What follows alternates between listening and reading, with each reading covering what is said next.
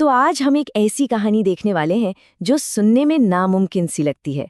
एक gaming PC बनाने की कहानी जो इतना सस्ता है कि यकीन नहीं होता, लेकिन इतना दमदार है कि हैरान कर देता है। और सबसे बड़ी बात, ये बहुत ही छोटा है।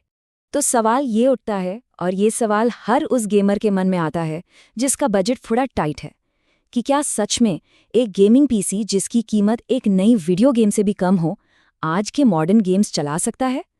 चलो आज इसी का जवाब ढूंढते हैं। और ये रहा वो मैजिक नंबर, $177। जी हाँ, सिर्फ $177। यही थी इस पूरे बिल्ड की टोटल कॉस्ट, और यही इस प्रोजेक्ट की सबसे बड़ी चुनौती भी थी।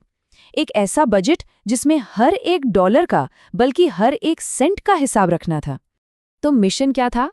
मिशन था एक पूरा पावरफुल गेमिंग पीसी तैयार करना, लेकिन एक ट्विस्ट के साथ। इसे 7 लीटर के केस में फिट करना था, मतलब इतना छोटा कि आराम से बैकपैक में आ जाए। और हाँ, ये सब करना था उसी अल्ट्रा टाइट बजट के अंदर। अब इतने मुश्किल लक्ष्य को पाने के लिए कुछ नियम बनाने पड़े। एक फिलॉसफी तय की गई। पहला, ब्रांड नेम के पीछे नहीं भागना है, वैल्यू देखनी है। दूसरा, परफॉर्मेंस में कोई बॉटलनेक न हो, इसका ध्यान रखना है। तीसरा, सेकेंड हैंड पार्ट्स के मार्केट का पूरा फायदा उठाना है। और चौथा, क्योंकि केस छोटा है तो पावर एफिशिएंसी सबसे जरूरी है। मतलब कुछ भी उठाकर नहीं ले लेना था, हर चीज के पीछे एक सोची समझी रणनीति थी। तो चलिए अब इस बिल्ड के दिल में झांकते हैं, देखते हैं कि कौन कौन से पार्ट्स चुने गए और उनकी कहानी क्या है।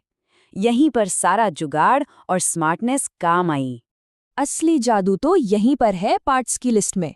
हर कंपोनेंट की अपनी एक कहानी है। देखिए, मदरबोर्ड सिर्फ $22 का, जिसमें एक खराब बोर्ड से निकाला हुआ चिपसेट लगाया गया है। सीपीयू कोई लेटेस्ट i7 नहीं, बल्कि एक Xeon सर्वर चिप जो लगभग i7-3770 जितनी ही पावर देता है, लेकिन कीमत ना के बराबर। और सबसे मजेदार, जीपीयू एक GTX 1050 Ti सिर्फ $20 में। क्यों? क्योंकि इसका पंखा खराब था, जिसे घर पर ही ठीक कर लिया गया। तो देख रहे हैं, हर एक पार्ट स्मार्ट सोच और जुगाड़ का नतीजा है। और यही लाइन इस पूरे बिल्ड का निचोड़ है। कोई फालतू की लाइट्स नहीं, कोई दिखावा नहीं, सिर्फ और सिर्फ परफॉर्मेंस। अच्छा, पार्ट्स तो चुन लिए, लेकिन अब आती है असली चुनौती। इन सारे पार्ट्स को उस नन्हे से 7 लीटर के केस में फिट करना। देखिए, छोटे केस में पीसी बनाना कोई बच्चों का खेल नहीं है। पहली मुश्किल, कंपोनेंट टेट्रिस। मतलब हर पार्ट को ऐसे फिट करना पड़ता है जैसे टेट्रिस का गेम खेल रहे हो, जहां 1-1 मिलीमीटर की जगह कीमती होती है। दूसरी बड़ी दिक्कत, केबल मैनेजमेंट। इतनी सी जगह में तारों को ऐसे एडजस्ट करना कि वो एयर फ्लो को ना रोकें। ये अपने आप में एक कला है। और आखिर में एयर फ्लो प्लानिंग, मतलब ये सोचना कि ठंडी हवा अंदर कैसे आएगी और गर्म हवा बाहर कैसे निकलेगी ताकि सिस्टम ठंडा रहे। इन सब के लिए बहुत दिमाग लगाना पड़ता है। और इतनी मेहनत और प्लानिंग के बाद नतीजे क्या रहे? हैरान करने वाले। फुल लोड पर भी सीपीयू का टेम्परेचर 72 डिग्री से ऊपर नहीं गया, और जीपीयू तो सिर्फ 62 डिग्री पर रहा।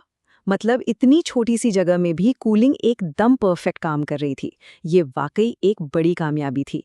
तो सब कुछ हो गया, पीसी बन गया, टेम्परेचर भी कंट्रोल में है। लेकिन सबसे बड़ा सवाल, क्या ये गेम्स चला सकता है? चलिए अब देखते हैं इसका असली गेमिंग परफॉर्मेंस। शुरुआत करते हैं एक बेंचमार्क से। हेवन बेंचमार्क में 1080p मीडियम सेटिंग्स पर इस छोटे से पीसी ने एवरेज 77 FPS स्कोर किया। ये बहुत ही बढ़िया स्कोर है, मतलब गेम्स मक्खन की तरह चलने चाहिए। बेंचमार्क तो ठीक है, असली मजा तो गेम्स में आता है। तो काउंटर स्ट्राइक 2 में क्या हुआ? कमाल हो गया। ज्यादातर टाइम 60 FPS से ऊपर, और कई बार तो 100 FPS भी पार कर गया। इस बजट में ये परफॉर्मेंस सच में लाजवाब है। अच्छा, हल्के गेम्स तो हो गए, अब बारी थी असली टेस्ट की। साइबरपंक 2077 जैसे भारी भरकम AAA गेम की। सच कहूं तो उम्मीदें बिल्कुल नहीं थी। लगा था कि गेम चलेगा ही नहीं। लेकिन ये मशीन साइबरपंक 2077 को भी लो सेटिंग्स पर करीब 30 FPS पर चलाने में कामयाब रही। हाँ, ये कोई सुपर स्मूथ एक्सपीरियंस नहीं है, लेकिन एक कहानी वाला गेम खेलने के लिए ये बिल्कुल प्लेएबल है। कमाल है। तो ये नंबर्स, ये परफॉर्मेंस, ये सब तो ठीक है, लेकिन इस पूरे एक्सपेरिमेंट का, इस पूरी कहानी का असली मतलब क्या है? इससे हमें क्या बड़ा सबक मिलता है? सबक ये है कि नॉलेज यानी कि ज्ञान पैसे से ज्यादा ताकतवर है।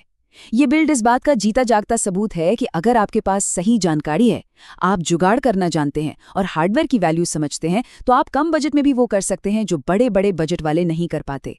सीधी और सरल भाषा में कहें तो स्मार्ट बिल्ड महंगे हाइप को हमेशा हराते हैं। बस बात खत्म। और आखिर में बस एक बात, ये दुनिया का सबसे तेज पीसी नहीं है, बिल्कुल नहीं, लेकिन ये इस बात का सबूत है कि गेमिंग आज भी सबके लिए है। आपको अपनी किडनी बेचने की जरूरत नहीं है, बस थोड़ी सी स्मार्टनेस चाहिए।